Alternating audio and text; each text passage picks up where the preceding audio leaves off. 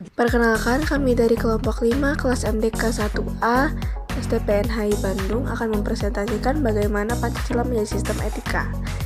Bagaimana Pancasila menjadi sistem etika?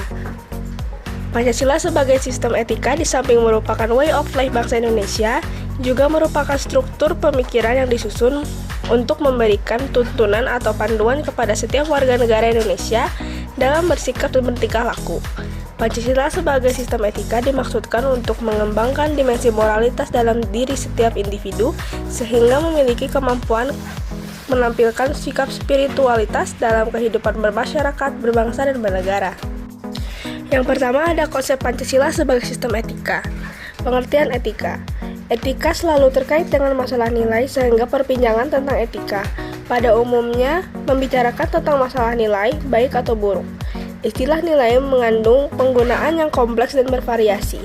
Leisi menjelaskan bahwa paling tidak ada 6 pengertian nilai dalam penggunaan secara umum, yaitu sebagai berikut.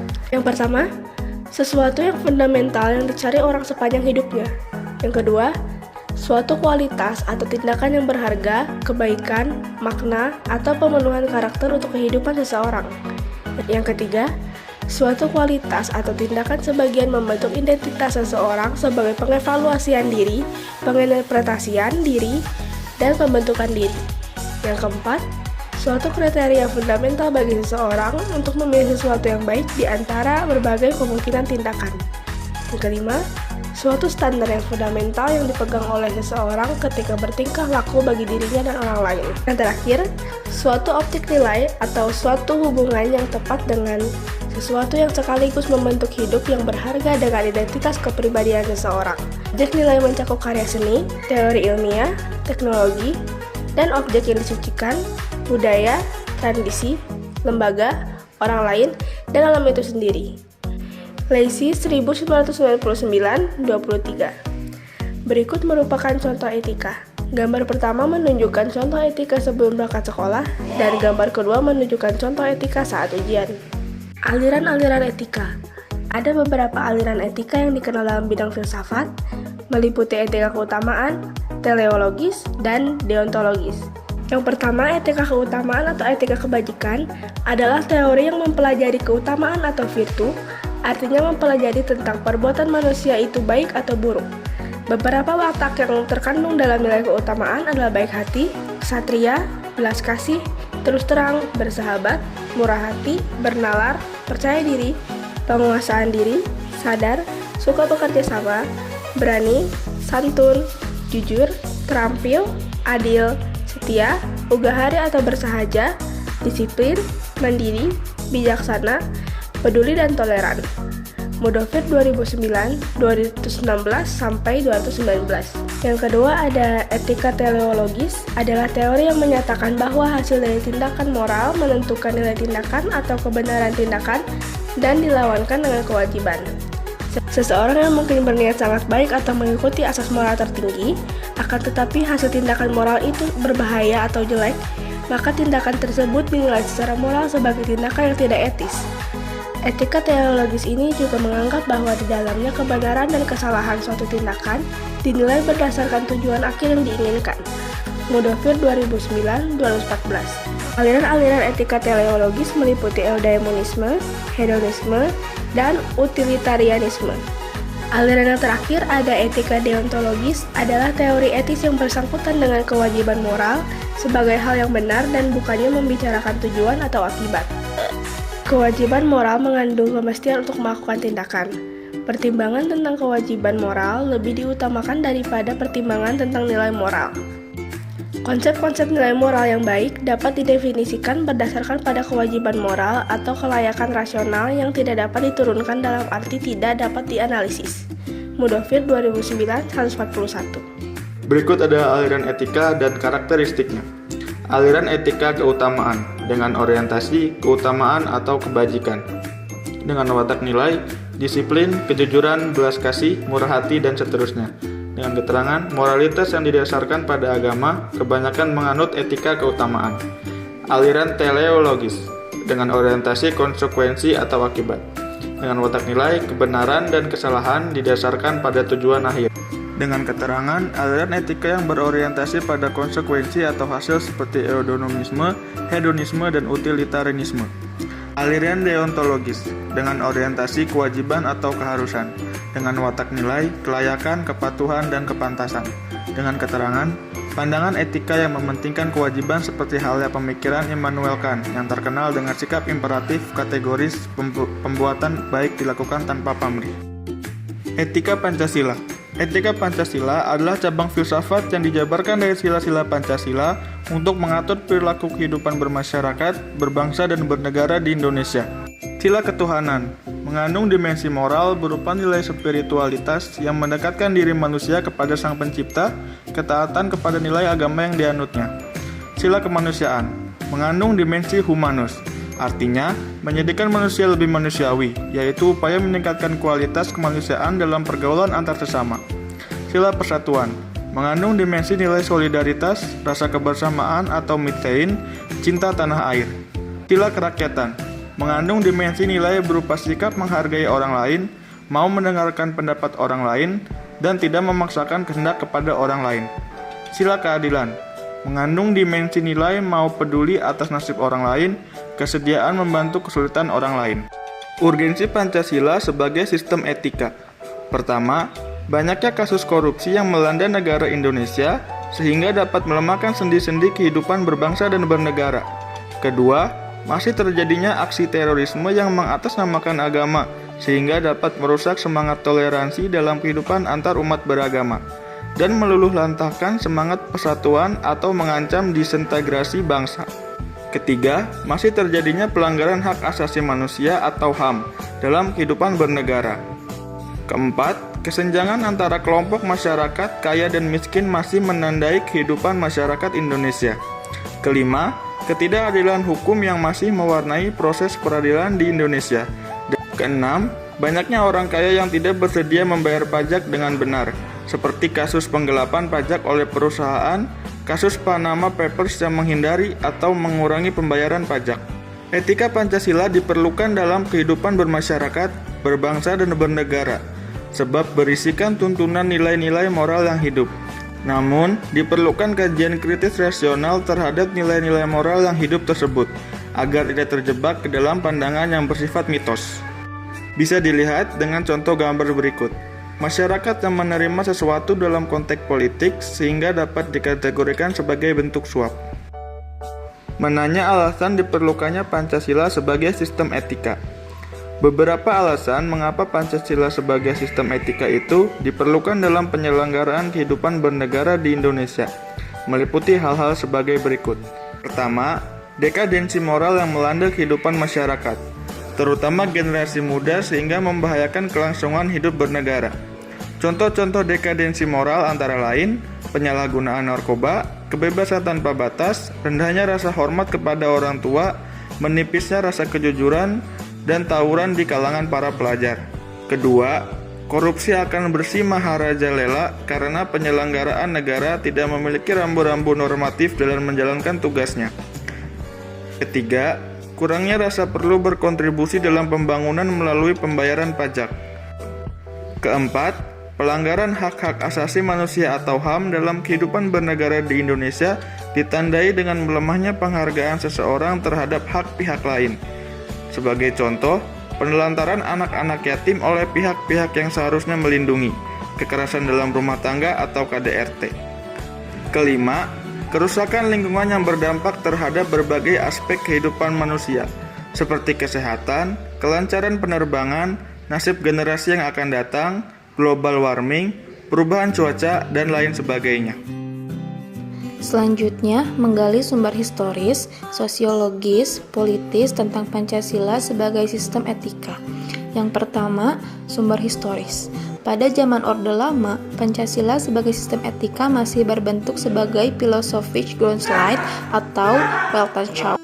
Artinya, nilai-nilai Pancasila belum ditegaskan ke dalam sistem etika, tetapi nilai-nilai moral telah terdapat pandangan hidup masyarakat. Masyarakat dalam masa Orde Lama telah mengenal nilai-nilai kemandirian bangsa yang oleh Presiden Soekarno disebut dengan istilah berdikari, atau biasa disebut dengan berdiri di atas kaki sendiri. Pada era reformasi, Pancasila sebagai sistem etika tenggelam dalam hiruk-pikuk perebutan kekuasaan yang menjurus kepada pelanggaran etika politik.